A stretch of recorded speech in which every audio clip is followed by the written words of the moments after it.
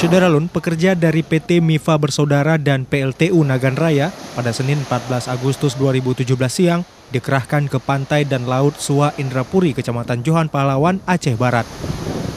Selain pekerja dari kedua perusahaan itu, kegiatan pembersihan terhadap pencemaran limbah batubara juga turut dibantu TNI dari Korem 012 Tengku Umar. Kebersihan ini tetap berjalan, kemudian juga upaya bagaimana tindak lanjut untuk yang masih tertinggal.